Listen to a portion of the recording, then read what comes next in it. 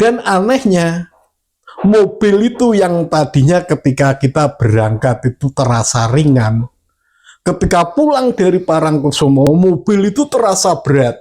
Pak Slamet sebagai sopir itu juga sangat, sambat.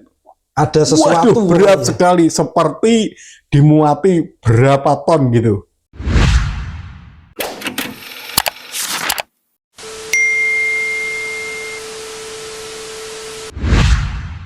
Nyi Roro Kidul menunjukkan apa itu salokonya gitu, katanya gitu. Saloka itu apa? Salokonya itu nanti Pak Hardono sama Bu Eni digulung ombak.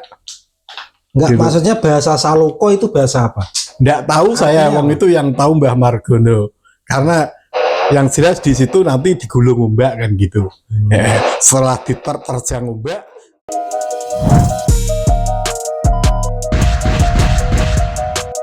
Thank you for subscribing.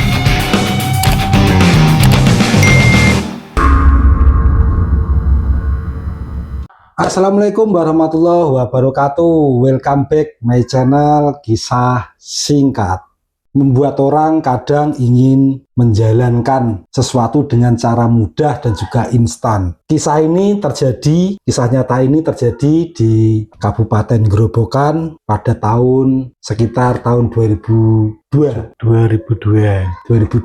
kurang lebih seperti itu, karena kisah ini terjadi berkali-kali dan juga tidak cuma satu orang, yaitu kisah pesugihan Nyi Blorong.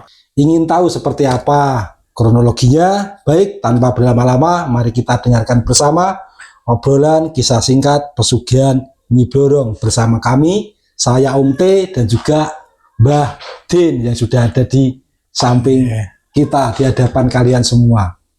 Oke, gimana Mbah kabarnya Mbah? Alhamdulillah sehat walafiat. Semoga yang nonton channel ini diberi kesehatan, panjang umur, banyak rezeki dan keselamatan. Amin.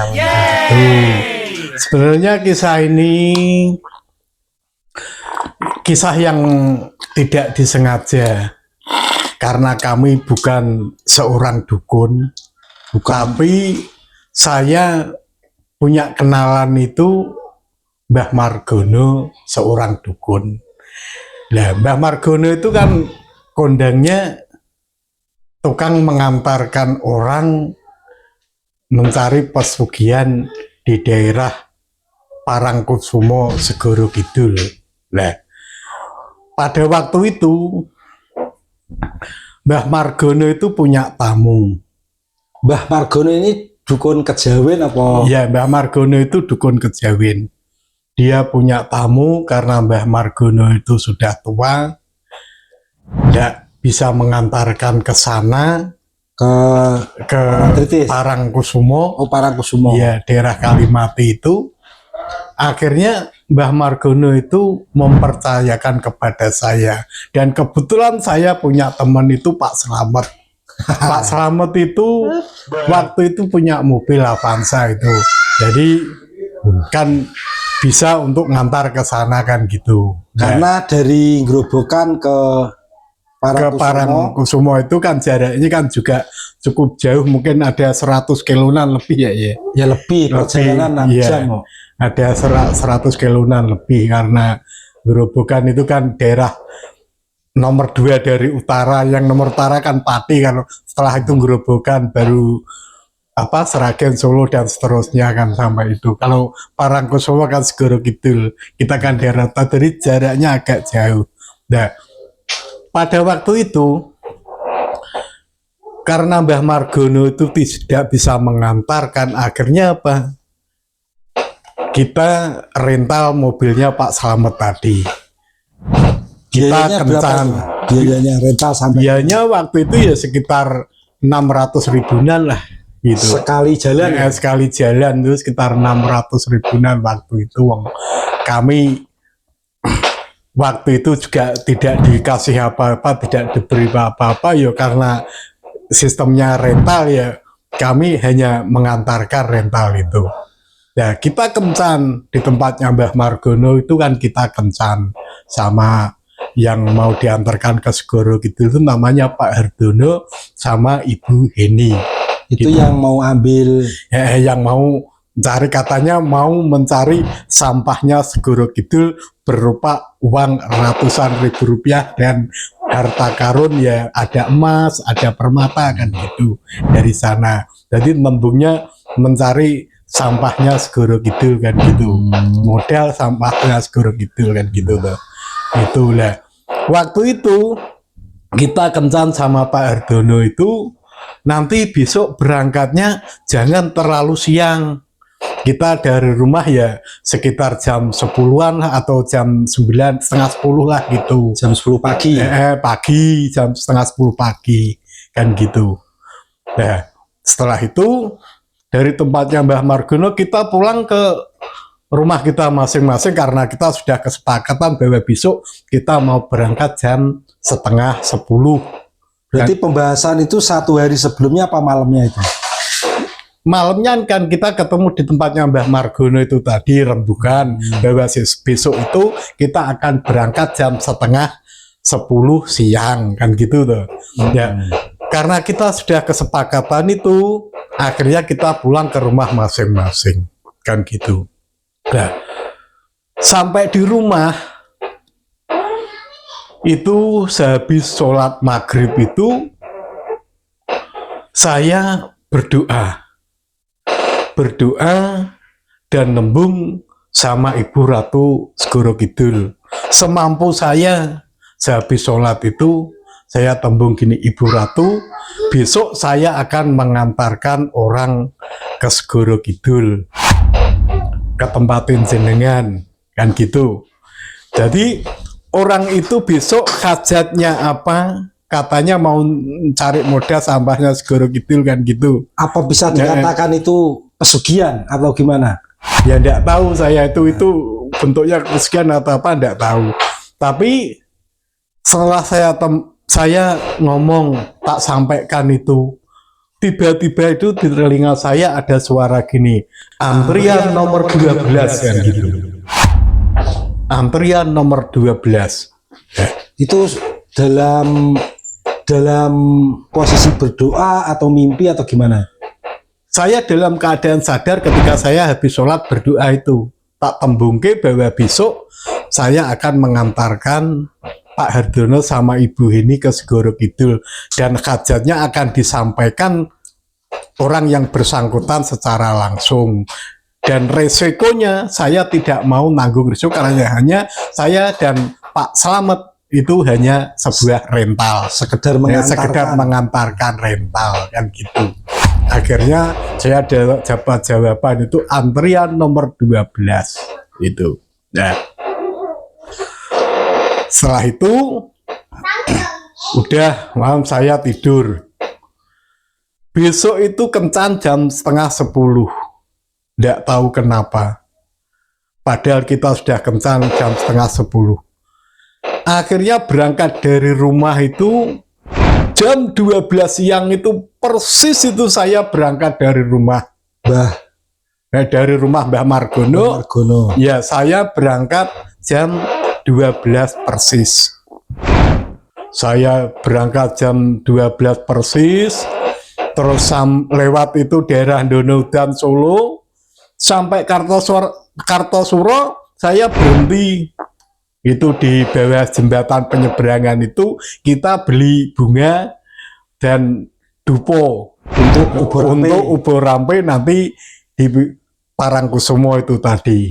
Gitu. Itu Mbah Dukonya ikut nggak itu? Mbah Margono tidak ikut. Nggak ikut. Kita hanya berempat, Pak Slamet sebagai sopir, saya menemani mengantarkan itu tadi, bahwa Parangkusumo tempatnya di situ kan gitu.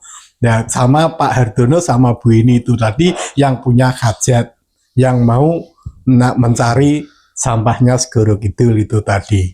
Oh, makna dari sampah itu maksudnya yang ini ya, harta karun. Iya. Mungkin bisa wujud uang, ya, emas. bisa wujud uang atau harta karun berupa emas atau permata kan gitu. Perhiasan mungkin seperti itu. Nah, sampai di Parangkusumo itu Kita sekitar jam setengah 5 sore sampai sana itu karena perjalanannya jauh ya, kita juga berhenti dulu di jalan itu wong, karena siang istirahat ya makan-makan dulu lah wong, ya karena kita ya juga manusia juga lapar kan gitu, makan dulu. Nah sampai di sana jam setengah 5 sore, menanti sebentar kita sudah standby di daerah Kalimati itu. Gitu. Kalimati yang di Parangkusumo. Yang di Parangkusumo itu tadi di sebuah pantai itu, di sebuah pantai Parangkusumo. Nah, di situ kita menanti waktu maghrib, kan gitu. Terbenamnya matahari. Terbenamnya matahari, baru nanti akan diritualkan ke sana. Nah, kita istirahat dulu sementara di situ. Begitu waktu masuk waktu maghrib, saya buru-buru saya sholat, mancing sholat maghrib itu saya buru-buru sholat maghrib. Setelah sholat maghrib, Pak Hardono sama Bu ini tak antarkan ke pantai, ke pantai. Setelah di pinggiran pantai, Pak Hardono sama Bu Heni, dia lepas baju, jadi tidak pakai baju sama sekali Pak Hardono sama Bu Heni itu, karena mau mandi di pantai Segoro Kidul itu tadi. Jadi Bu Heni sama Pak Hardono tidak, tanpa sehelai pakaian pun pada saat matahari sudah terbenam. Matahari sudah terbenam. Nah, saya posisinya menunggui pakaiannya Pak Hardono sama Bu Heni gitu. Nah, Pak Hardono sama Bu Heni itu mandi ya agak lucu lah ya, saya ya tahu semua lihat orang nggak pakaian itu, cowok sama cewek nggak pakai pakaian itu, dia mandi di pantai Segoro Kidul. Katanya yang Mbah Margono suruh nyampaikan kalau sowannya apa itu Pak Hardono sama Bu Heni diterima sebagai tanda Nyi Roro Kidul menunjukkan apa itu salokonya gitu, katanya gitu. Saloka itu apa? Salokonya itu nanti Pak Hardono sama Bu Heni digulung ombak. Enggak, Gitu. maksudnya bahasa saloko itu bahasa apa? Enggak tahu saya, wong itu yang tahu Mbah Margono. Karena yang jelas di situ nanti digulung ombak kan gitu. Setelah diterjang ombak, baru Pak Hardono sama Bu Heni nanti sudah selesai mandi. Sebentar. Kalau di laut, di pantai, itu kan pasti ada ombak dan itu akan pasti terjadi. Iya. Kalau itu dibuat acuan sebuah pertanda bahwa hajatnya diterima, kayaknya juga itu sudah hal yang umum karena di situ ada ombak. Tapi ombak kan ada yang besar, ada yang kecil. Nah, ketika itu diterima, berarti ada ombak besar yang menerjang orang itu sampai orang itu mungkin kan sampai ke gulung ombak itu tadi, kan gitu. Berarti dengan gambaran lain bahwa ombak itu tidak seperti ombak-ombak yang lain yang terjadi seperti biasanya, gitu seperti ya. Biasanya gitu. Pokoknya beda gitu. Beda. Entah itu lebih besar, lebih tinggi, dan lain sebagainya. Dan saya sendiri yang mengantarkan sampai ke tepian laut itu, saya juga takut wong itu suasananya itu gelap. Saya ngobong dupo, suruh ngobong dupo, duponya tak obong, sama bunganya itu tak larungke di laut itu.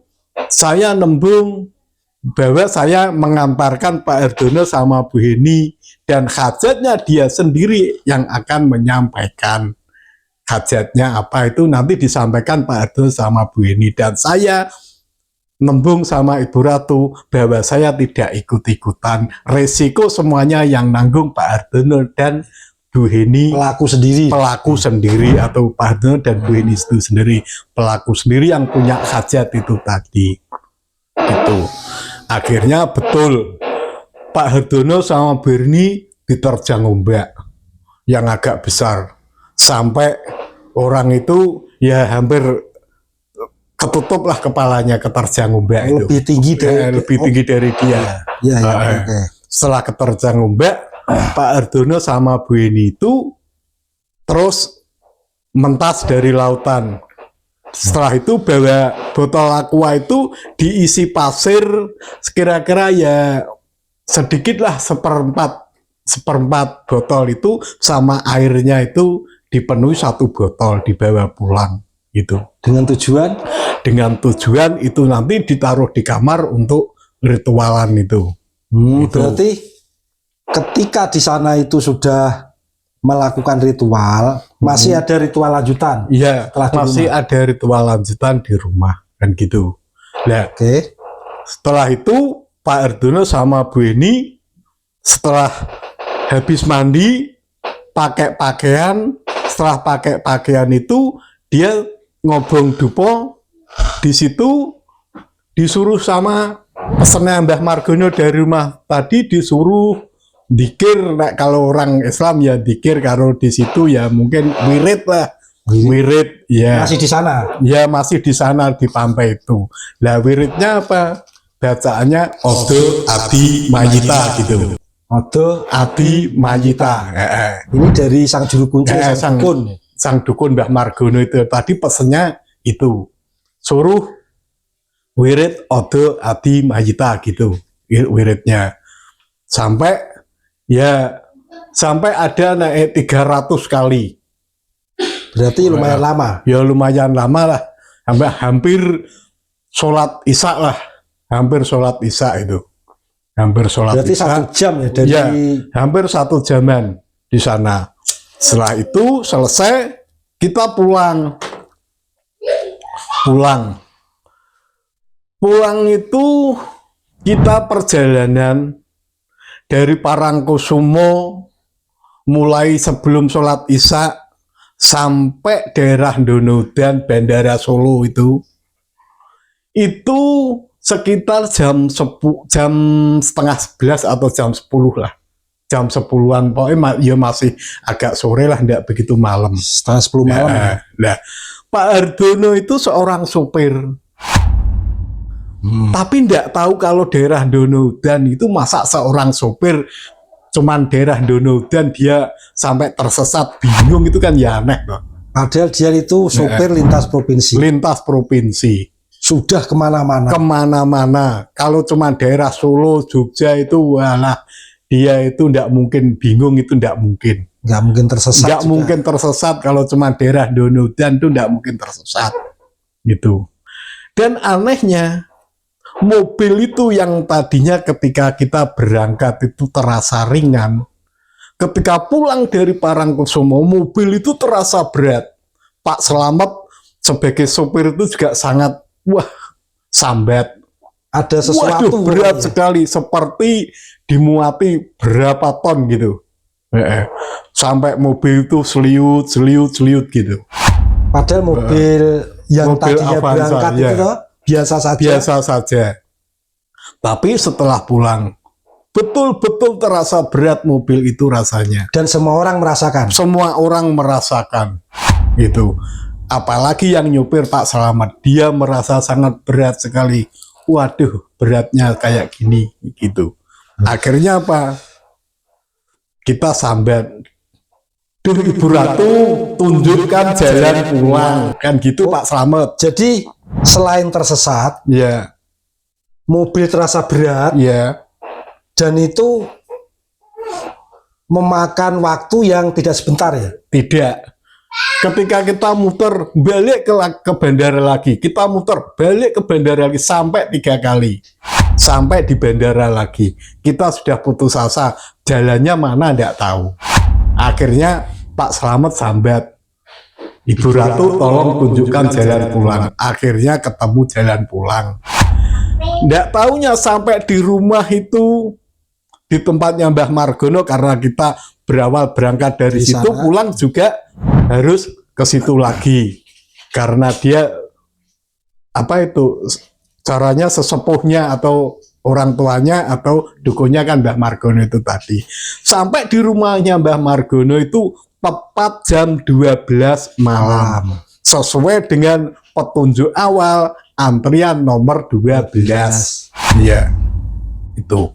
Dah di situ di tempatnya Mbah Margono ya didoain gitu, nggak tahu doanya apa juga kita nggak tahu, wong itu rahasianya dia sebagai orang tua. Akhirnya kita pulang ke rumah masing-masing. Setelah beberapa hari itu kita dapat kabar dari Pak Hardono sama Bu Heni. Karena apa? Katanya ketika di kamarnya itu ada satu peti uang ratusan ribu rupiah, itu bentuk uangnya satu peti, sama mas-masan itu satu peti. Ketika mau dikasihkan, Bu Heninya tidak kuat. Bu Heninya ambruk.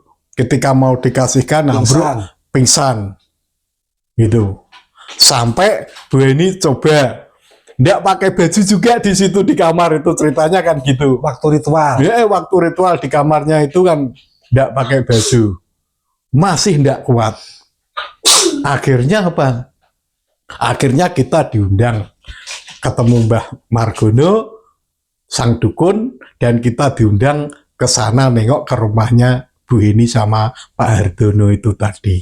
Nah, ketika sampai di sana, kita itu coba semampu kita lihat, kita duduk di depan kamar ritualnya itu, karena kamarnya dikunci. Kita pun juga kan begitu, bukan ranah kita tidak berani masuk.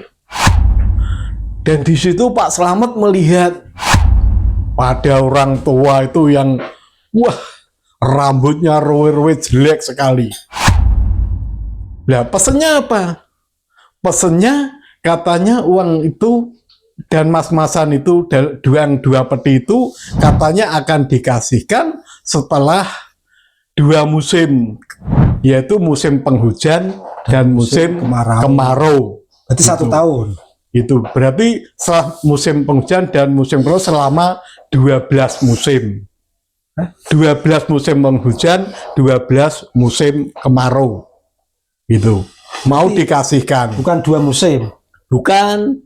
Itu 12 musim penghujan, 12 musim kemarau. Nah, maksudnya di situ apa? Bukan 12 tahun itu enggak, tapi tidak hujan 12 kali dan hujan 12 kali.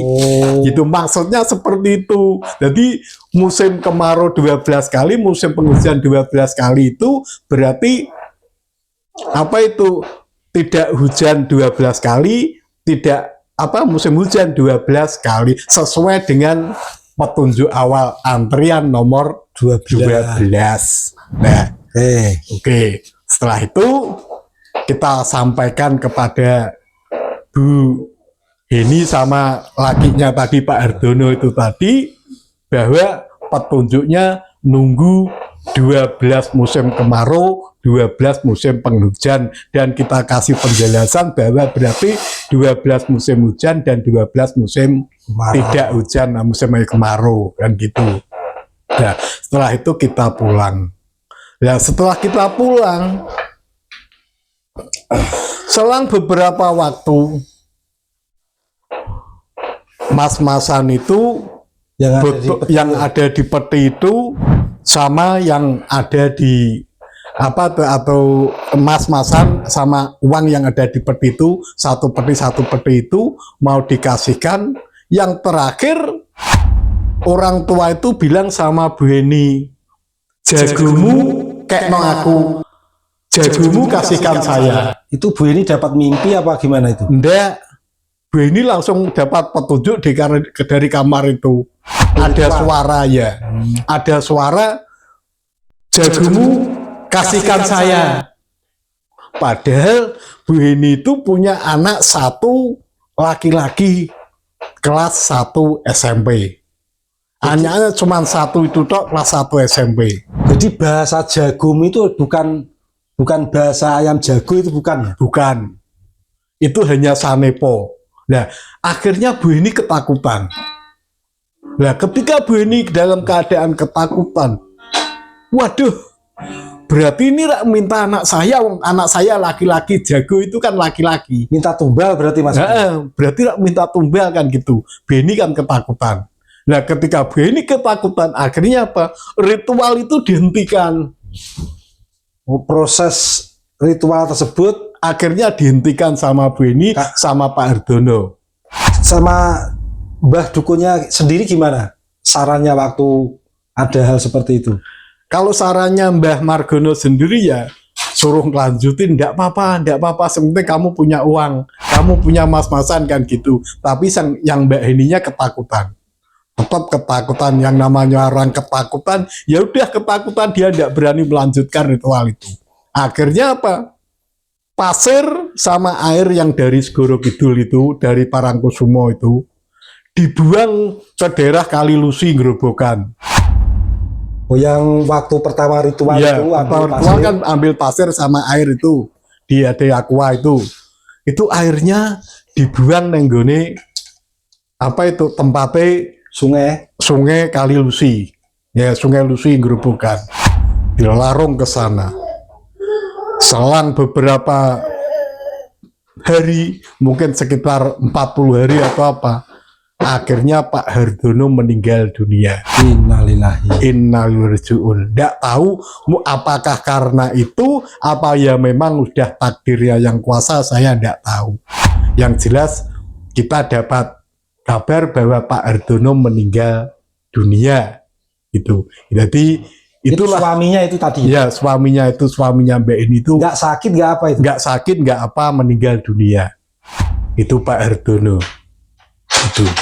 Lah, itulah kisah yang sebenarnya ya seperti itu kisahnya. Kami hanya mengantarkan, kami bukan dukun. Tapi itu yang terakhir kali buat saya, wong itu ya sebuah pengalaman pahit lah. Mungkin ya saya sendiri juga takut saya apa, mungkin itu bisa dibilang saya mendukung orang musyrik kan gitu, mungkin gitu. Nah, untuk sebagai pembelajaran, siapapun tolong hentikan hal-hal seperti itu. Kalau kita mau mencari uang, ya carilah dengan cara bekerja yang halal. Dengan proses yang nyata. Bekerja yang baik. Insya Allah, kalau kita tekun bekerja, rajin menabung, insya Allah, lama-kelamaan uang kita juga akan banyak tabungan itu. Amin. Begitu. Udah. Oke, teman-teman dan permisa semuanya di mana berada, kisah ini sebagai bukti pembelajaran buat kita semua bahwa sesuatu yang instan diambil dengan cara jalan yang tidak benar, ada resiko yang harus kita tanggung. Sampai jumpa di kisah singkat berikutnya. Jangan lupa untuk like, subscribe, dan komen. Assalamualaikum warahmatullahi wabarakatuh.